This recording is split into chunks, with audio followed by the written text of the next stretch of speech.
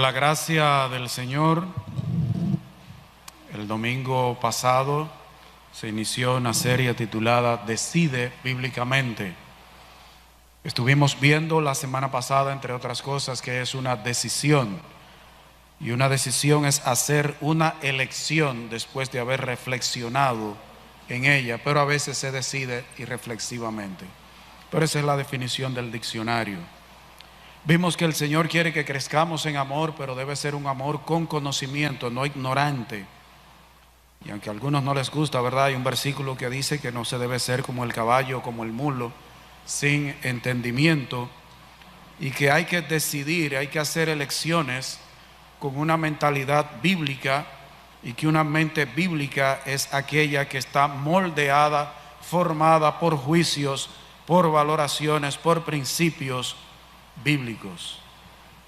También quedamos en que en esta serie íbamos a ver algunas aclaraciones necesarias y vamos a ver también la actitud que debemos tener para con Dios al tomar decisiones, actitudes para contigo y actitudes para con los demás.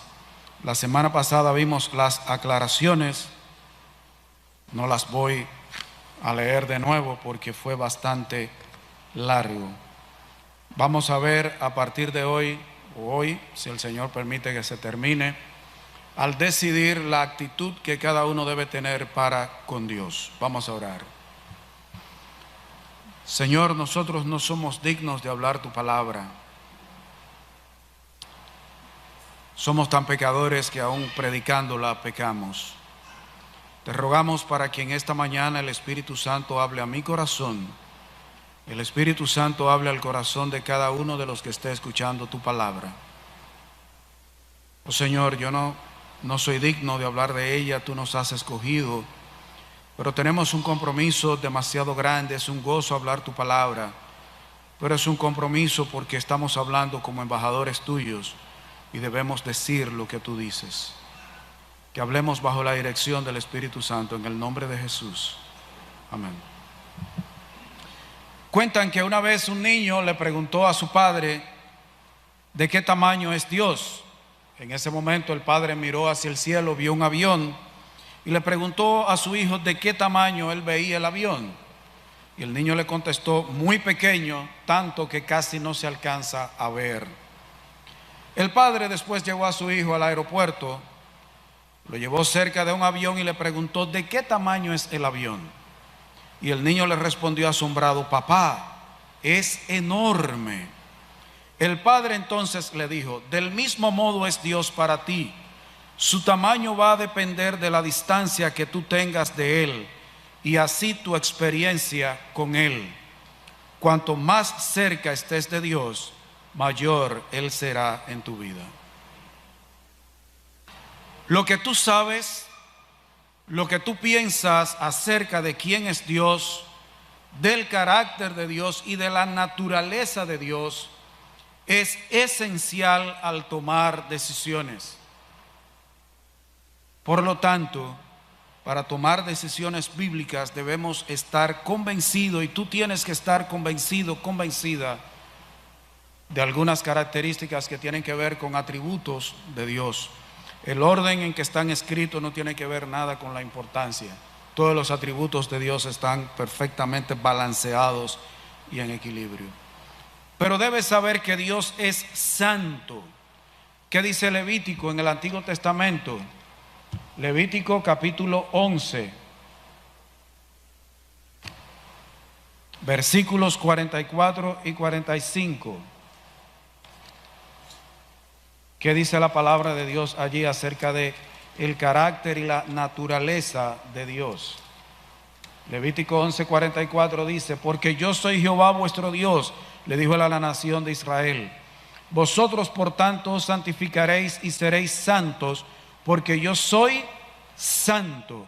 Así que no contaminéis vuestras personas con ningún animal que se arrastre sobre la tierra, porque yo soy Jehová que os hago subir de la tierra de Egipto para ser vuestro Dios. Seréis pues santos, porque yo soy santo. Y donde leímos Primera de Pedro capítulo 1 versículos 15 y 16, Primera de Pedro 1, versículos 15 y 16. Porque no solo está en el Antiguo Testamento, está en el Nuevo. Dios, eso es parte de su carácter. Primera de Pedro 1, 15 y 16, dice la palabra de Dios. Sino como aquel que os llamó es santo, sed también vosotros santos en toda vuestra manera de vivir. Porque escrito está, sed santos, porque yo soy santo. Dios es diferente de su creación, tanto en naturaleza como en carácter y en moral. No tiene relación alguna con el pecado. Él detesta, aborrece el pecado. Él no tiene malas intenciones, tampoco tiene malos deseos. Dios es santo, toda su naturaleza es santa. Yo les decía que la naturaleza de Dios implica que todos sus atributos están en perfecto equilibrio. Él es amor, pero su amor está equilibrado por su santidad, por su justicia. Cada atributo de Dios controla los demás atributos. Él es santo. Él no tiene malos deseos. Él no quiere tener ninguna relación con el pecado. Por eso es que ante su presencia no entra nada inmundo. Nada inmundo. Es necesario que esté limpio. Por eso, al decidir, recuerda, y es importante, hermano, que Dios no bendice medios, métodos y propósitos pecaminosos. Lo voy a repetir, Él es santo. Cuando tú tengas que tomar una decisión, recuerda que Dios no bendice medios, métodos y propósitos pecaminosos. Nosotros tenemos a veces la costumbre de dar gracias por cosas que no deberíamos dar gracias. Porque la forma en que hemos logrado eso no ha sido santa, conforme al carácter de Dios. Y somos tan especiales que a veces nos paramos en el púlpito a dar gracias por algo que nosotros hemos cabildeado como el marido de la vaca, como el toro. Dios no bendice métodos, medios que no son santos, ni propósitos pecaminosos. Porque se da otra situación. Yo puedo hacer algo bueno con mala intención, pero puedo hacer algo malo con buena intención, y cualquiera de las dos cosas es pecado. Es pecado. Eso es un principio bíblico. Recuerden que no solo es cometer un pecado, también implica la intención del corazón, y Dios pesa las intenciones del corazón, Él las mide. Por ejemplo, yo me paro a dar gracias porque alguien hizo algo bueno por mí, pero yo le llevé 2 racimos de plátano, 1 libra de queso, 1 pierna de salami. Le decía, tú eres como mi hermano. El método que yo usé no fue bueno. No fue bueno. ¿Por qué? Yo no hice eso para bendecirlo, sino para que él me bendijera a mí. ¿Entiende? Pero Dios no bendice ni medios, formas, modos de hacer las cosas que sean pecaminosos, métodos pecaminosos y propósitos pecaminosos. Te puede ir aparentemente bien y sentirte en bendición, poderoso, poderosa por un tiempo, pero cuidado. Si tú haces el mal o haces algo bueno con malas intenciones y Dios no te disciplina, cuidado. Cuidado, temo por tu vida. Porque el padre al hijo que ama, disciplina. Si Dios no te disciplina cuando haces el mal y usas métodos pecaminosos, temo por ti. Cuidado, cuidado. A veces el mayor castigo que Dios da a una persona es dejarlo hacer lo que quiere. Y ustedes recuerdan que el domingo yo les dije que todos tomamos decisiones, unas veces bien, otras veces mal. Y que toda decisión tiene consecuencias. Y que las consecuencias a veces son más grandes que la decisión que hemos tomado. Y nosotros tenemos un ejemplo en la palabra de Dios. Abraham y Sara. Dios les hizo una promesa, iban a tener una descendencia. Dios le dijo a Abraham que iba a tener una descendencia numerosa y que iba a ser una nación de él. Ahora bien, ¿esperó Abraham el método de Dios? No. Él siguió el consejo de su esposa. En esa época la cultura permitía, si había una esclava y el marido tenía relaciones sexuales con la esclava quedaba embarazada. Cuando ella paría, el hijo era de la ama de casa. Y Sara dijo, bueno, pues yo estoy vieja, hace tiempo que me pasó la costumbre de las mujeres, ya yo tengo esta matriz seca. Abraham, el pobre, ya está viejo, ha pasado mucho tiempo de la promesa. Bueno, pero él dijo que vamos a tener un hijo, pero tenlo con Agar. El problema es que Dios no le dijo que hiciera eso. Bueno, Abraham tuvo relaciones con la sirvienta. Tuvo su muchacho, vino un conflicto entre la familia, porque después Sara quedó embarazada, que era lo que Dios iba a hacer. Y el hijo que Abraham había tenido con la otra, entonces le hacía hueje, era más viejo que el hijo de Sara. ¿Y de quién es la herencia en la familia? O en esa época, ¿quién era que se quedaba mandando? El más viejo, que dijo Ismael. Yo me lo imagino, no lo dice la Biblia, esto es una imaginación mía. Me lo imagino, tú te embromaste porque el más viejo de papá soy yo. Te va a quedar así, te voy a dejar sin un chele. Deja que se muera. Me lo imagino yo. Eso no lo dice la Biblia.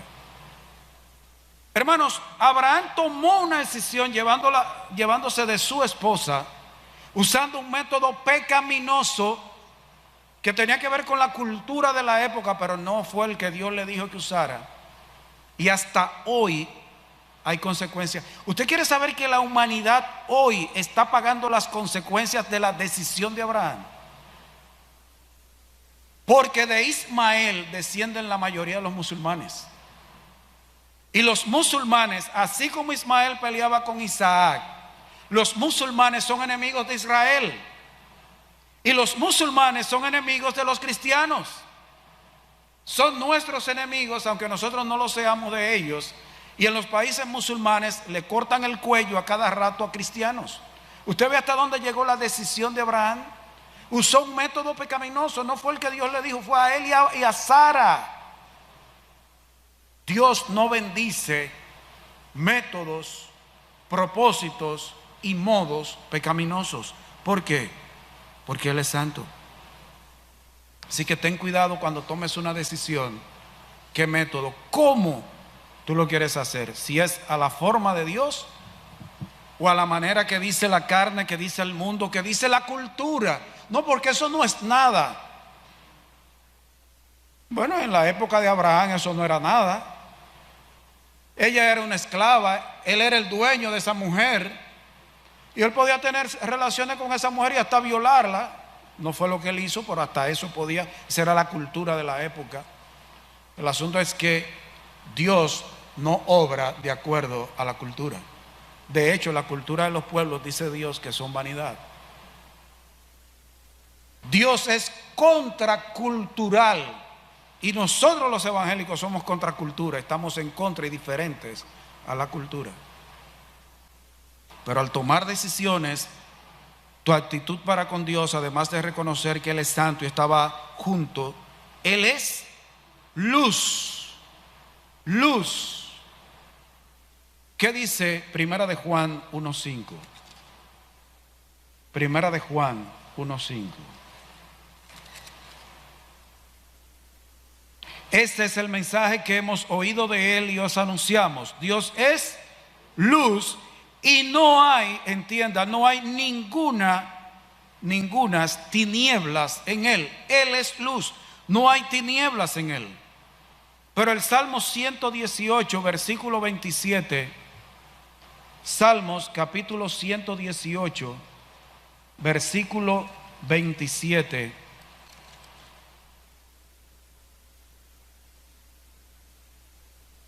Jehová es Dios y nos ha dado luz.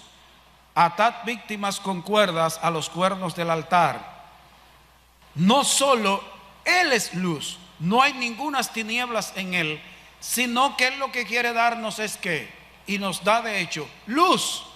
Las tinieblas ¿a quién pertenecen? Al diablo, al mundo, a la naturaleza pecaminosa. Ahora, ¿qué tiene que ver eso con el tomar decisiones? Que en Dios no hay segundas intenciones. No hay trampas cuando Él manda, cuando prohíbe, cuando permite cualquier cosa. En el accionar de Dios no hay algo escondido. Muchos cristianos sienten que Dios dice algo con el deseo de que lo hagan mal, de que les vaya mal.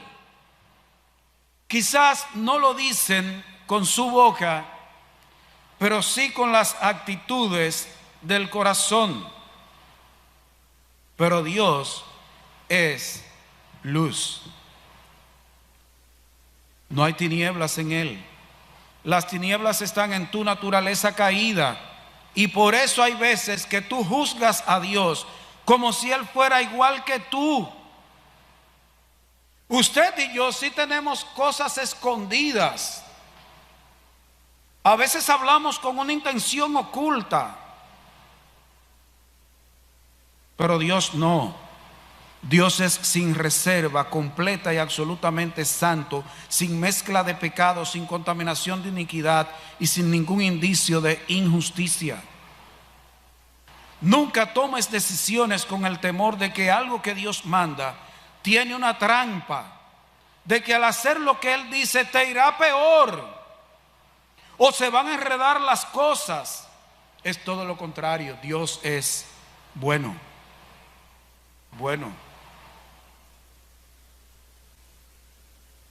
Cuando Dios manda que se haga algo como Él dice que se debe hacer, o cuando en la Biblia hay algún principio, alguna regla, algún decreto de Dios diciendo lo que tenemos que hacer y cómo hacerlo, hazlo así, que así es que sale bien.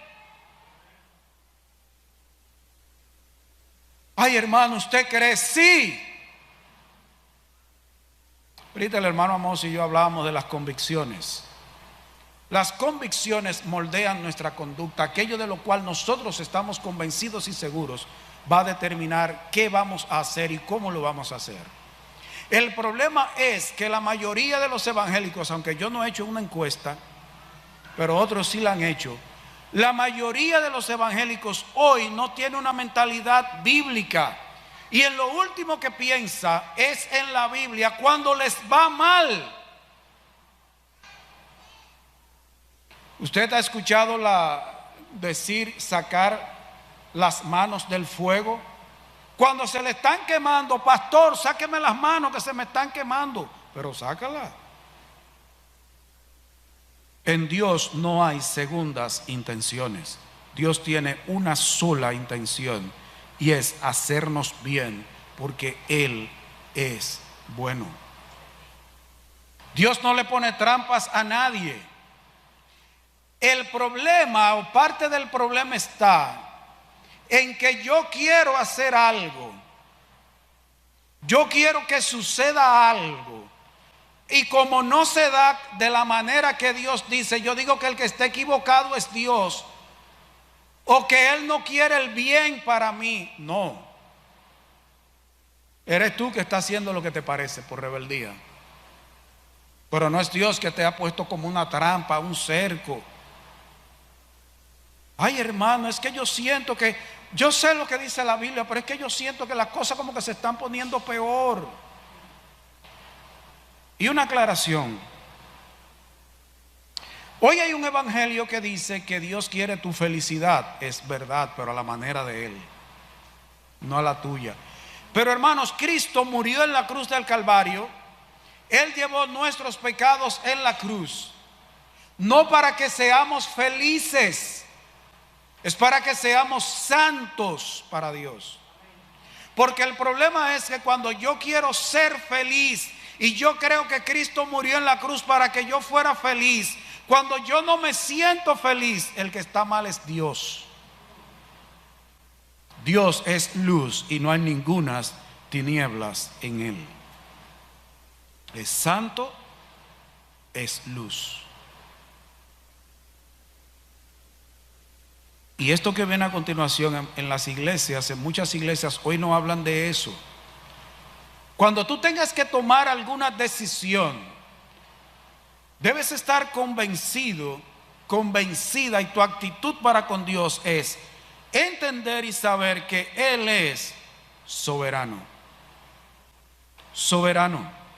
¿Qué dice 1 Timoteo capítulo 6 versículos 13 hasta el 15? 1 Timoteo 6, 13 hasta el 15. Te mando delante de Dios que da vida a todas las cosas y de Jesucristo que dio testimonio de la buena profesión delante de Poncio Pilato, que guardes el mandamiento sin mácula, sin mancha ni reprensión, hasta la aparición de nuestro Señor Jesucristo, la cual a su tiempo mostrará el bienaventurado y solo soberano, Rey de reyes y Señor de señores, el único que tiene inmortalidad, etcétera, etcétera. Pero dice, solo soberano. En un país, ¿cuántos soberanos pueden haber? Uno. Porque soberano es que igual o por encima a él no hay nadie más. Entonces no pueden haber dos soberanos. ¿Tú sabías que hay gente que cree que Dios y el diablo son iguales? Que están como en equilibrio. Que un día gana el diablo y otro día gana Dios. No. Dios deja hacer al diablo lo que Dios cree que en ese momento le puede dejar hacer al diablo. El soberano es Dios. Y Él sabe por qué lo deja hacer lo que hace. El diablo y Dios no están en equilibrio. Judas, versículo 4. Judas, versículo 4.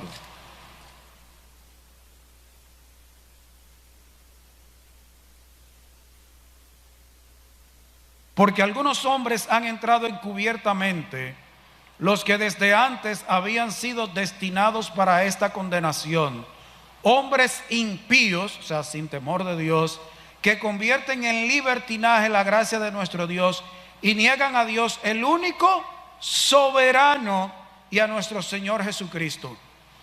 Y yo quiero que usted note que acompañado con el hecho de que Él es soberano, en 1 Timoteo 6, 13 al 15 habla de Rey de reyes, Señor de señores.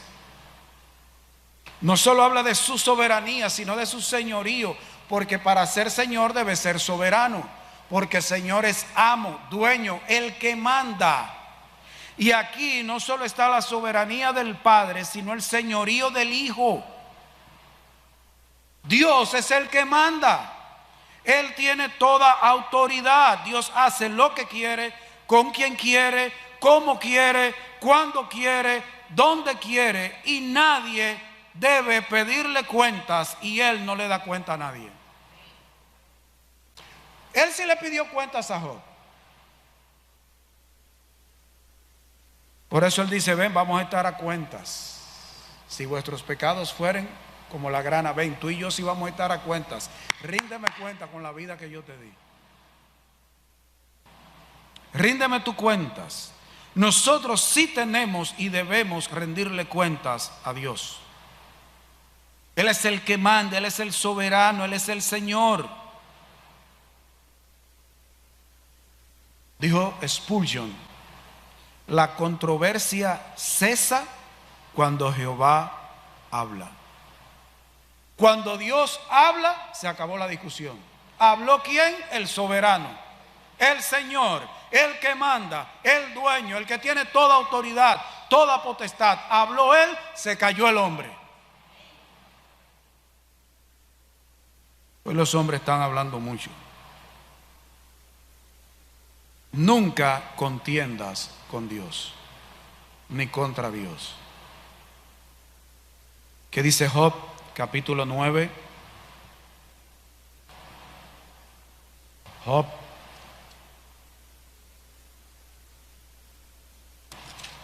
Capítulo 9, versículos 2 al 4. Ciertamente yo sé que es así. ¿Y cómo se justificará el hombre con Dios? Si quiere contender con él, no le podrá responder a una cosa entre mil. Él es sabio de corazón y poderoso en fuerzas. ¿Quién se endureció contra él y le fue bien? Wow, Job, que habló algunas cosas que no debió, pero él entendía eso. ¿Quién se endureció contra Dios y le fue bien? ¿Quién contiende contra Dios y le va bien? Aquí cabe, ¿verdad?, la ilustración del huevo y la piedra. Hermano, usted y yo somos el huevo. Usted y yo somos el huevo. Dicen que un huevo cuando cae de punta casi nunca se rompe. Oigan, usted y yo podemos caer como quiera, con Dios nos rompemos. Y si no nos rompemos, nos rompe Él. Usted sabía que a veces Dios tiene que rompernos. Dios nos rompe. Versículos 32 y 33. Porque no es hombre como yo para que yo le responda y vengamos juntamente a juicio. ¿Usted sabía que hay gente que ha querido someter a Dios a juicio? Sí. Hubo un tipo que dijo que había que juzgar a Dios. No hay entre nosotros árbitro que ponga su mano sobre nosotros dos. Ay, hermano, ¿quién va a venir a juicio con Dios? ¿Quién va a ser el juez? Usted. A diferencia de lo que mucha gente piensa de Apocalipsis, que es un libro enredado, Apocalipsis es un libro que habla del triunfo de Cristo, del triunfo de Dios. El que sale ganando es Dios. ¿Quién va a ser el juez entre Dios y nosotros? De hecho, todo juicio entregó al Hijo, dígame usted. Un día los muertos grandes y pequeños estarán de pie delante de Dios. Dios es soberano. Por ser soberano, Dios tiene todo el derecho de decirnos qué pensar, qué hacer, cómo hacerlo, cuándo hacerlo, con quién hacerlo.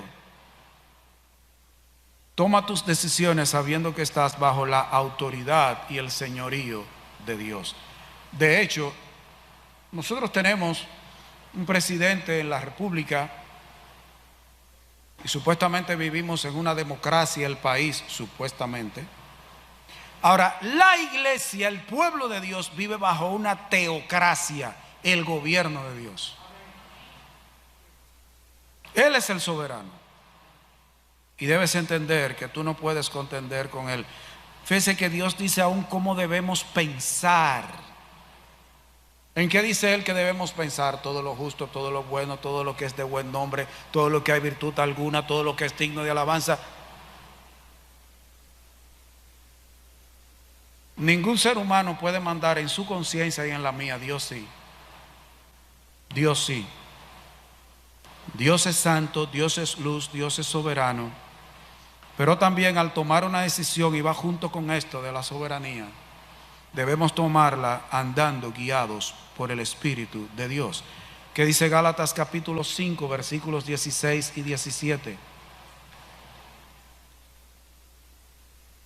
Gálatas 5, 16 y 17. Digo pues, andad en el Espíritu y no satisfagáis los deseos de la carne, porque el deseo de la carne es contra el Espíritu y el del Espíritu es contra la carne, y estos se oponen entre sí. ¿Para qué?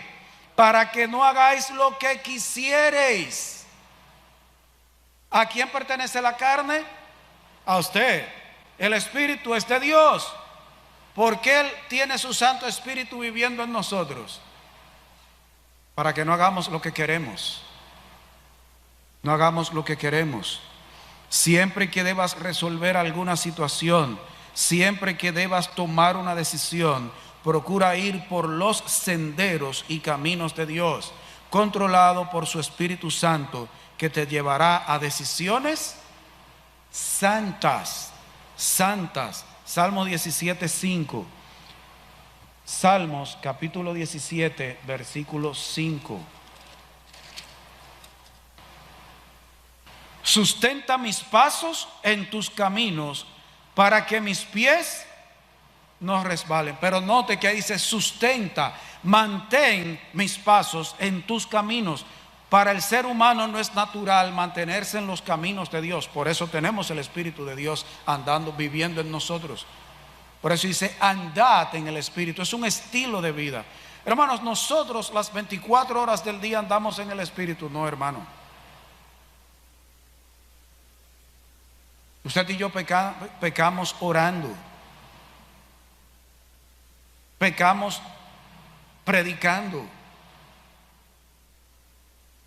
Pecamos, aun cuando estamos haciendo algo bueno, le metemos a veces. ¿Cuántas veces usted no ha estado orando y de buenas a primeras dice, vea acá, ¿qué fue lo que yo dije antes? De hecho me pasó hoy en la mañana, como por un minuto, cuando yo, Señor, ¿y qué fue lo que yo pedí antes? Pero hermanos, el cristiano peca, usted y yo pecamos, tú pecas, yo peco, pero lo natural no es que un cristiano, un hijo de Dios, su estilo de vida sea el pecado. Tenemos una nueva naturaleza viviendo en nosotros y tenemos el Espíritu Santo viviendo en nosotros. Nunca tomes una decisión para complacer tu carne, tus deseos egoístas o porque te hace sentir bien.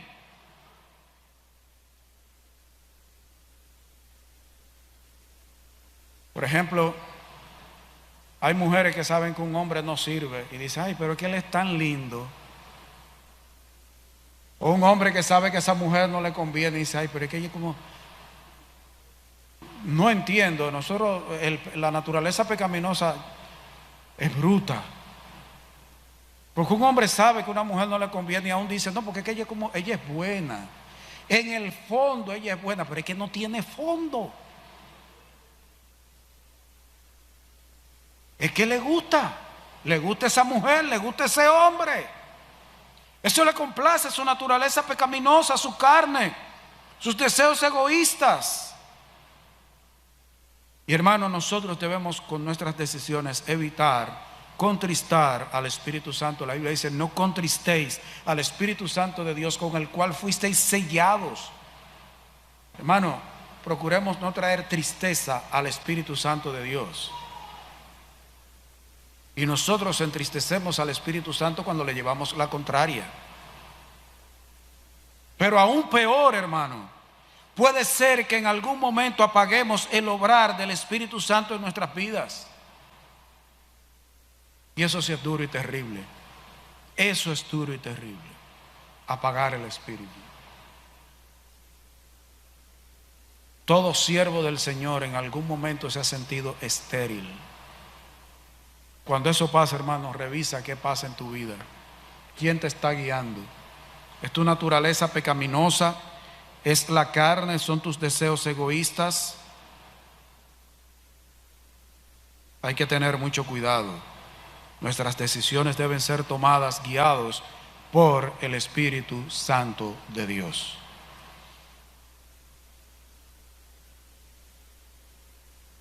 Debemos cuidar porque el mundo tiene una forma de ver las cosas.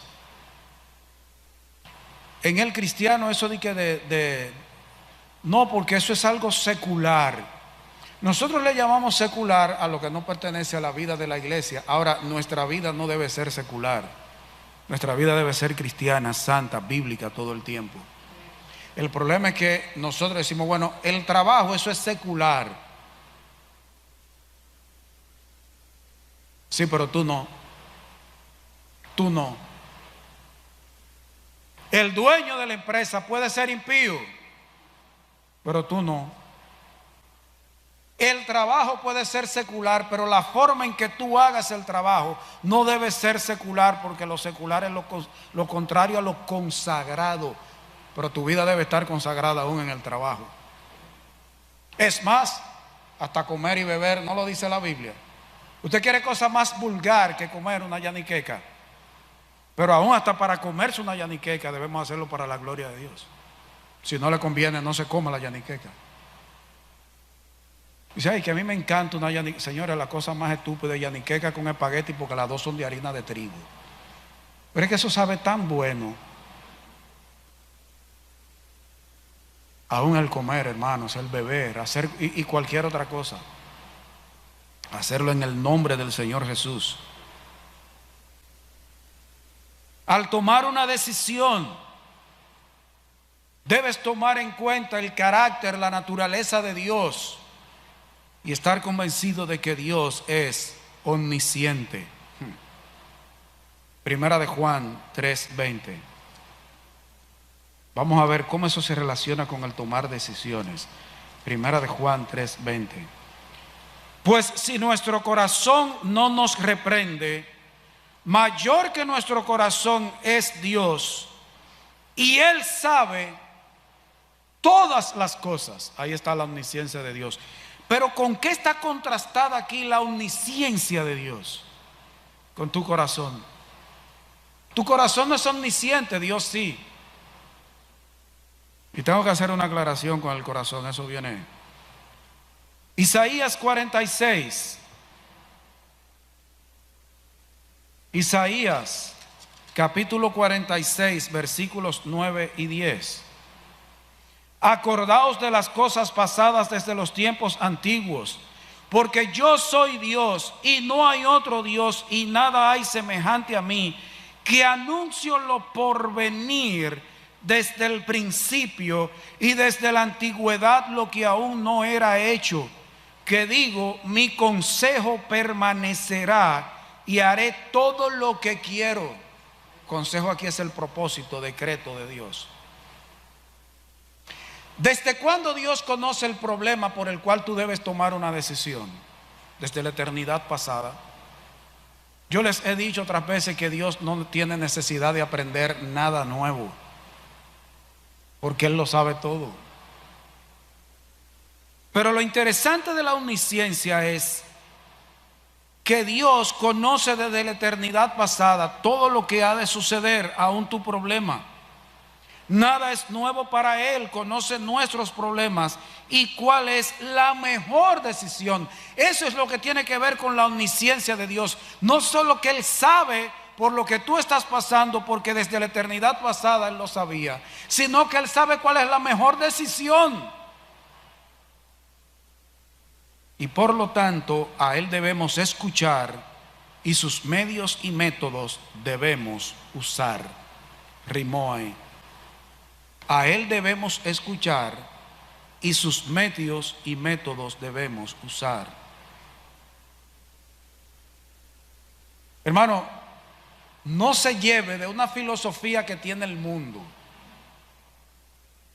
El mundo tiene una filosofía que la ha metido poco a poco en medio del pueblo de Dios. ¿Cuál es esa filosofía del mundo?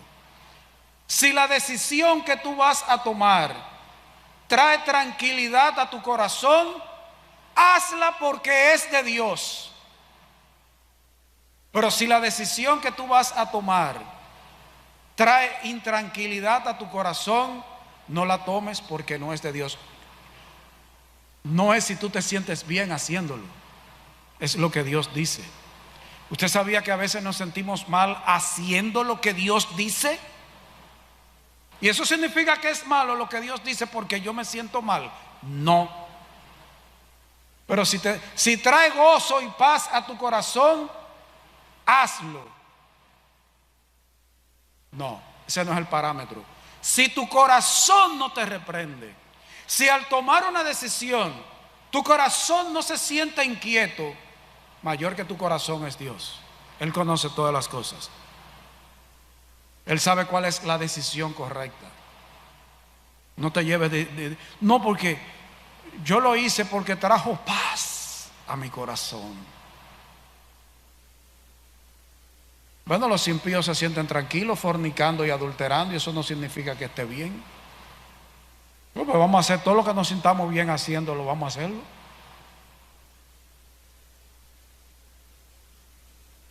Dios dice que sus caminos, que sus pensamientos son más altos que los nuestros. Ahí mismo en Isaías 55:9.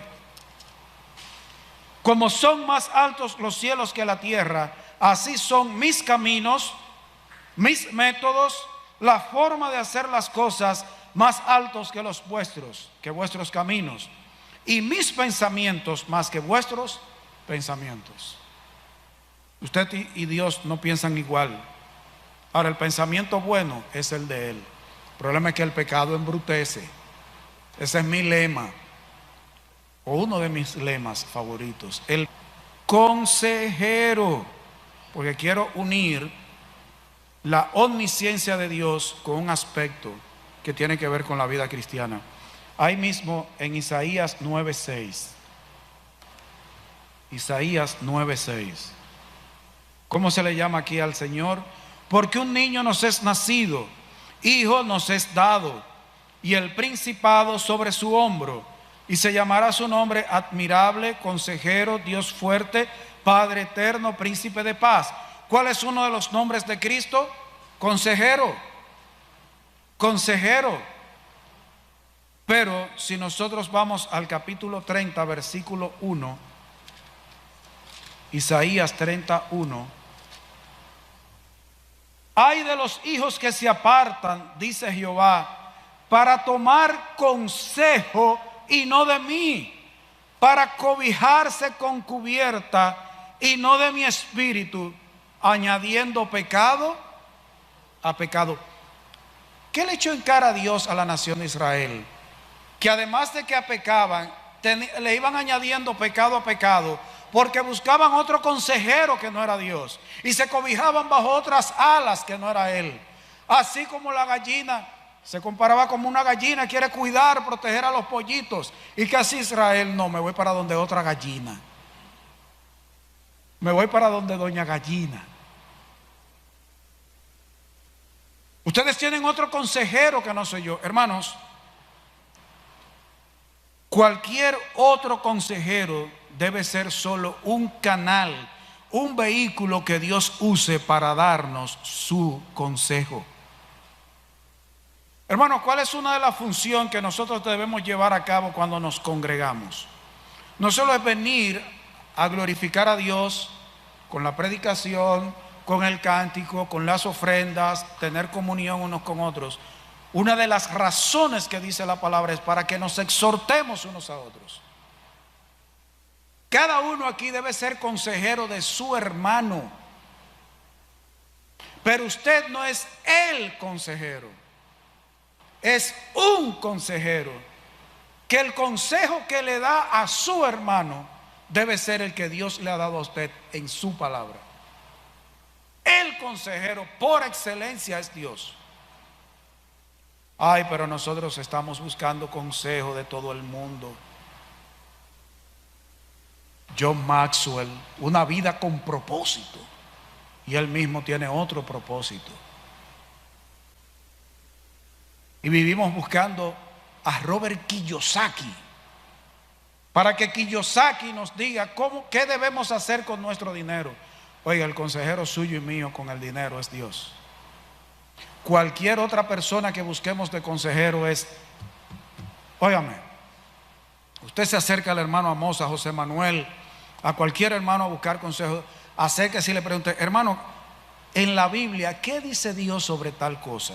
Nunca le pregunte al hermano Amos, a José Manuel, a mí, a Kenny, a cualquier hermano, hermano, ¿qué usted cree? Yo creo lo que dice la Biblia. Eso es lo que yo creo. Si yo no creo lo que dice la Biblia, búsquese otro que lo aconseje. Busque el consejo de Dios. Ahora, ¿qué es un consejero? Las palabras que se usan en el Nuevo Testamento, en el Antiguo y Nuevo Testamento, son dos palabras, porque una es en hebreo y otra en griego. Pero es alguien que guía, que da dirección, que da propósito. ¿Quién es el único que le debe dar propósito a nuestra vida? Es Dios. Es su Espíritu que debe guiarnos, aconsejarnos, decirnos lo que tenemos que hacer. Pero también un consejero es alguien que está al lado. De ahí también viene el nombre del Espíritu Santo, Paracleto. Alguien que está al lado. ¿Y quién es que vive 24/7, 365 en nosotros? Es Dios. Y otra cosa, ¿por qué Dios es el consejero por excelencia? Y eso tiene que ver con su omnisciencia. y relacionando con el corazón. ¿Qué pasa? Yo me acerco al hermano Arismendi para buscar consejo con el hermano Arismendi, pero yo tengo un lío con Blanca en mi casa y yo me acerco a donde el hermano Arismendi y yo soy el héroe. La bandida es Blanca y yo soy el héroe. Que esa mujer, yo nunca debí casarme, esa mujer no sirve, hermano. Entonces el hermano Arismendi comienza a aconsejarme creyendo en lo que yo le estoy diciendo. Hermano, se ha comprobado que todo el que busca consejo esconde algo. Y lo sabe, Amós lo sabe. Que hay hermanos que vienen y dicen: hermano, yo vengo donde usted porque yo hace días. El problema es que él viene y se acerca a buscar consejo a donde José Manuel. Pero él no le dice a José Manuel que la razón por la cual no está durmiendo bien no es porque tiene un lío con la esposa, es que le gusta a otra. Que hay una mujer que le gusta, pero él no dice eso. Y que todas las discusiones que tiene con su esposa es porque la otra se le encuentra más buena. Ahora, el consejero por excelencia es Dios, porque Él sabe dónde que está el problema. Él sabe cuál es la base del problema, que no es lo que yo estoy quizás diciendo, porque nosotros somos muy deshonestos. Él conoce lo que hay y te dice: tú estás hablando mentira. Y entonces manda una predicación. Todo el que es predicador aquí sabe que en algún momento ha preparado una predicación y termina predicando otra. De hecho, yo he impreso este estudio 2 veces. Y ustedes vieron que yo cogí la tableta. Fue porque me recordé que yo le agregué algo que no está aquí. Hermano, tú estás allantando al pastor, engañando al hermano.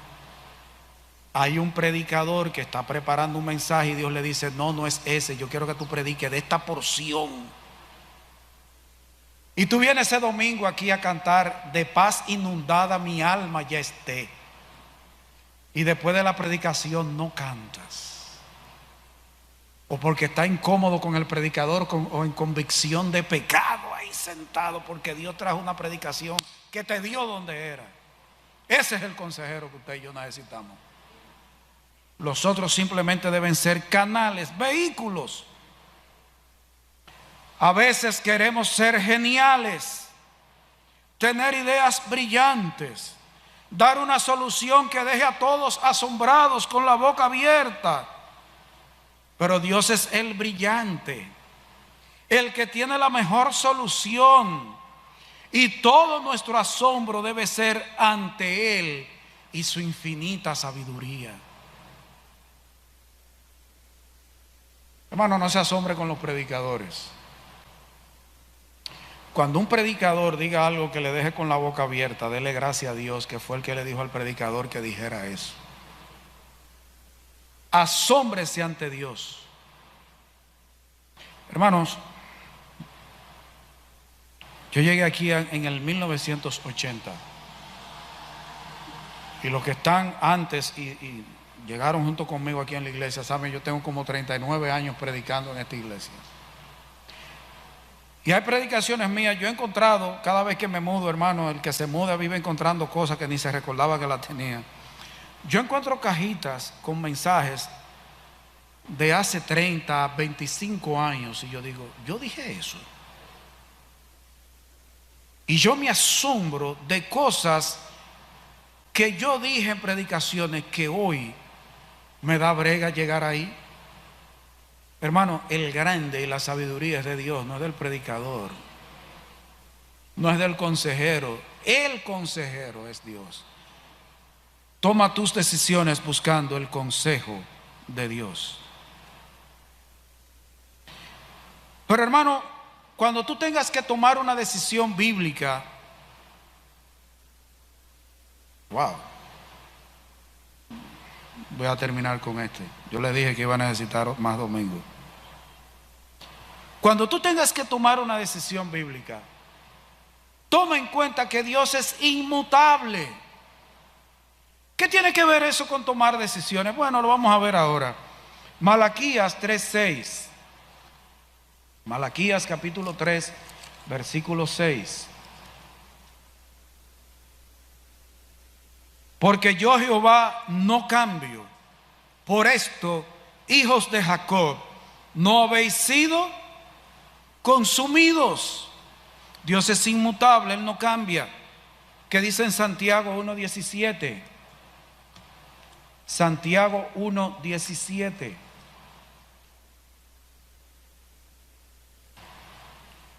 Toda buena dádiva y todo don perfecto desciende de lo alto, del Padre de las luces, en el cual no hay mudanza ni sombra de variación.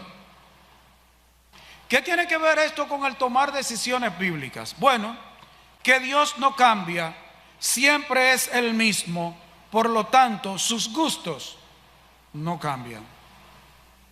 No pienses que a Dios le agrada hoy algo que ayer dijo que no le agradaba. No pienses que algo que Él dijo que es pecado o que Él dijo antes que es pecado, ya hoy no es pecado. Hermano, hermana, no pienses que si rebuscas en la Biblia o con algún pastor aparecerá de manera mágica algún versículo que te dirá que algo ya no es pecado. Aquí había un presidente que gobernó 12 y 10. Era experto en el idioma. Ese presidente buscaba en la Constitución una palabra, podía ser un artículo, definido, indefinido, un verbo.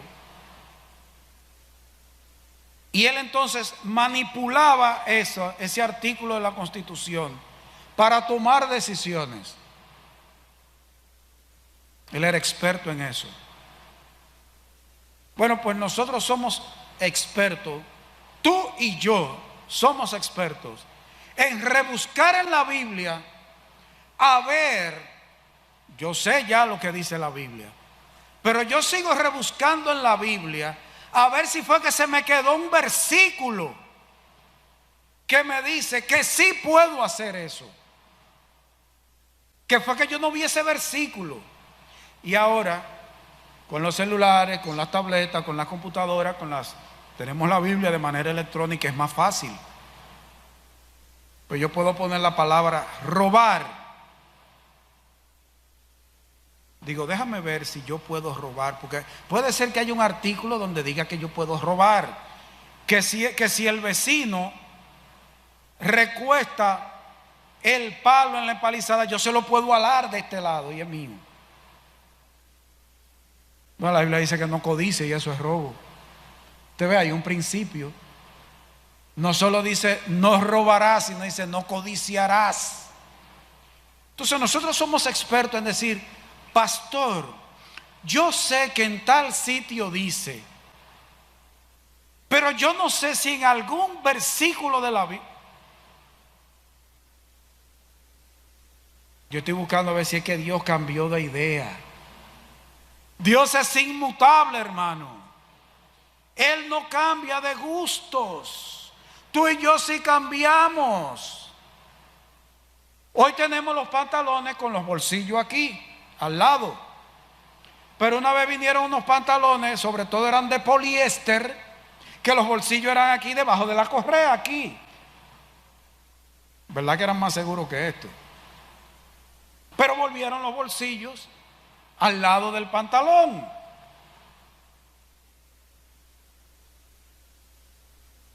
Una vez la moda eran las minis, pero después vinieron las maxifaldas. Eran unos faldones con tachones, unas faldas largas, y algunas entre el plisado tenían un abierto que caminaba, pero era larga, por si acaso. Hermano, las modas van y vienen.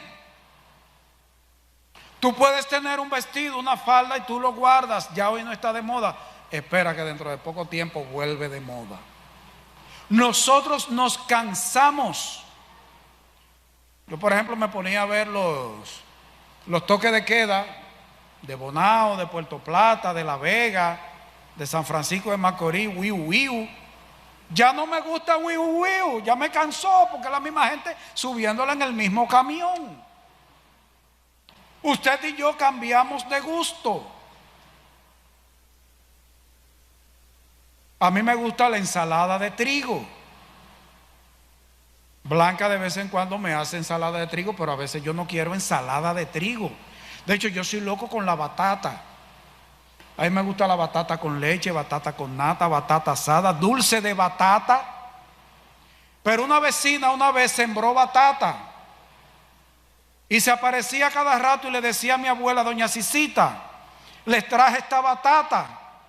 Y llegó un momento que yo veía una batata y me repugnaba. No, Dios no es así. Dios no cambia de gustos. Él es inmutable. No solo en su naturaleza, quien Él es en su naturaleza, sino como Él es en su carácter. Dios no cambia de gustos. Cuando tengas que tomar una decisión, no busques a ver si de alguna forma Dios concuerda contigo o hay escondido por ahí algún versículo que diga que ya Él sí aprueba tu método. Nosotros debemos ser respetuosos y serios con la Biblia. La Biblia es la palabra de Dios y con la Biblia no se juega. Hermanos, no nos pongamos a buscar en la Biblia algún versículo que esté de acuerdo conmigo, porque va a aparecer aunque no sea así. De hecho, la humanidad ha usado la Biblia para muchísimas barbaridades, con versículos mal entendidos y mal aplicados. Si usted y yo nos ponemos a forzar o vamos a ser disciplinados por Dios, encontrados en rebeldía, o vamos a usar mal la palabra de Dios, porque tomando versículos sueltos, dije, pero yo encontré un versículo que decía, el añejo es mejor. Pues yo voy a beber añejo ahora. De hecho, hay impíos que usted sabía que hay impíos que dicen ese versículo y saben dónde queda. A mí hay impíos que me han dicho, sí, porque la Biblia dice que el añejo es mejor. Hermanos, seamos serios con la Biblia. Dios es inmutable y cuando tú y yo debamos tomar una decisión, tengamos presente que el pecado siempre es pecado. Dios es santo, Dios es luz, Él es soberano, debemos andar guiados por el Espíritu, Él es omnisciente y Él es inmutable. Si Dios lo permite, la semana que viene voy a terminar este punto y si da tiempo entrar en otro que sigue. Pero hermanos, cuando tengamos que tomar decisiones bíblicas, tomemos en cuenta el carácter, la naturaleza de Dios, quién es Dios, cómo es Dios, sus atributos, para que de esa manera tomemos decisiones bíblicas. Porque para tomar decisiones bíblicas tenemos que pensar con la mente de Cristo. ¿Y dónde está la mente de Cristo? En su palabra.